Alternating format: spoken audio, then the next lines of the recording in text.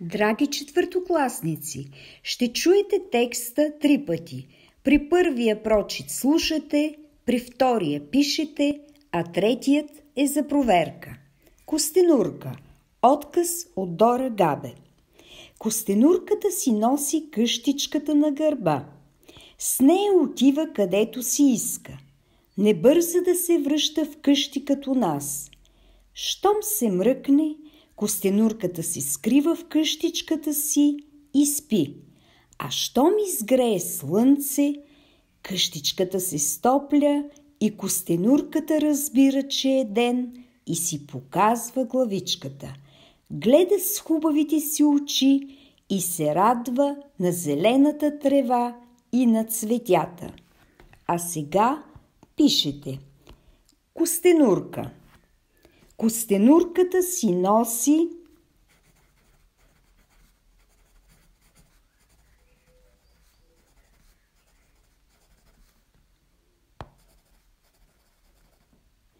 къщичката на гърба.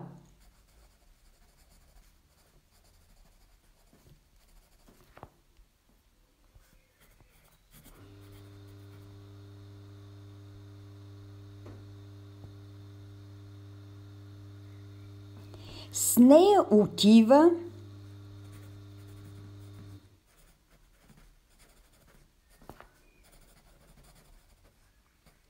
където си иска.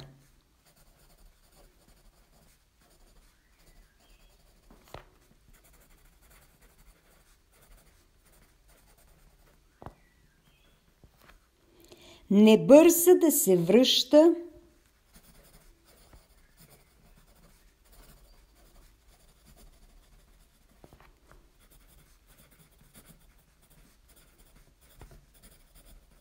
в къщи като нас.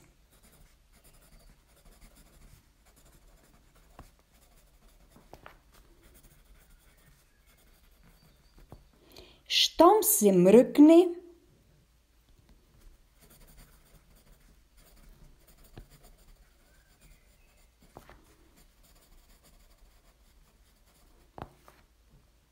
костенурката се скрива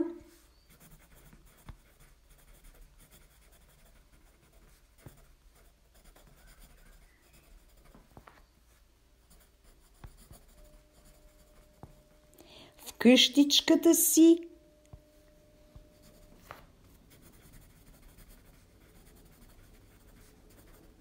и спи.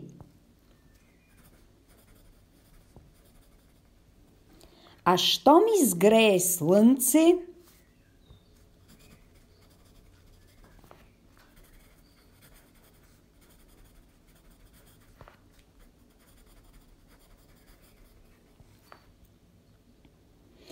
къщичката се стопля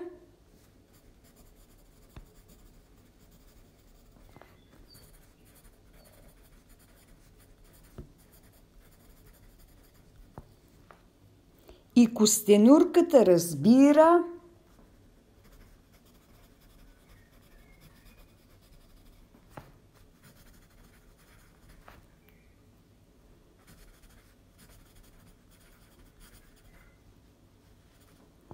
че е ден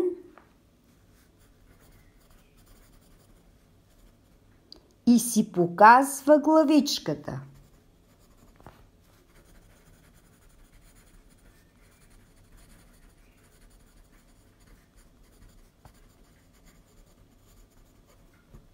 Гледа с хубавите си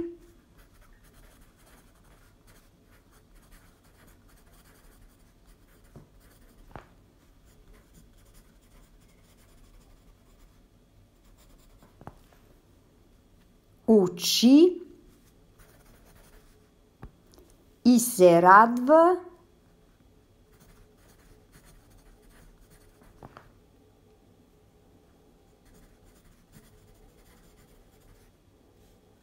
на зелената трева и на цветята.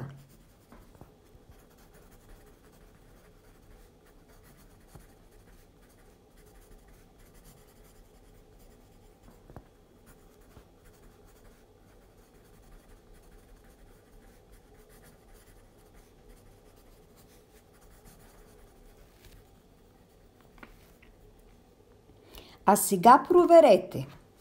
Костенурка. Костенурката си носи къщичката на гърба. С нея отива където си иска. Не бърза да се връща вкъщи като нас. Щом се мръкне, костенурката се скрива в къщичката си и спи. А щом изгрее слънце, къщичката се стопля и костенурката разбира, че е ден и си показва главичката.